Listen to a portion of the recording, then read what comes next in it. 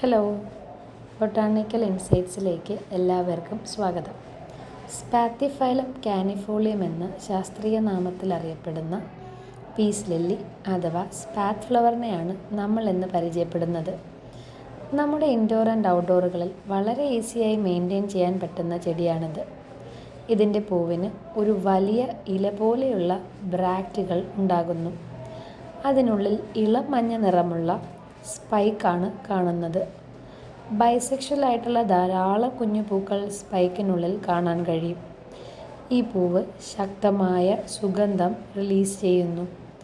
അതിൽ മീഥൈൽയൂജിനോൾ എന്ന രാസപദാർത്ഥവും മറ്റു ചേരുവകളും അടങ്ങിയിരിക്കുന്നു. ഇത് ചെറുതായിട്ടുള്ള കീടങ്ങളെ ആകർഷിക്കുന്നു. അവയാണ് പൂക്കളെ പോളിനേറ്റ് ചെയ്യാൻ സഹായിക്കുന്നത്.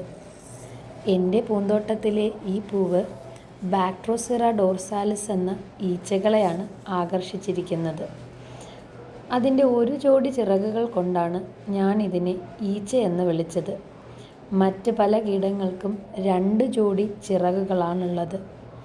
എന്ത് മനോഹരമാണല്ലേ നമുക്ക് ചുറ്റുമുള്ള സസ്യലോകം.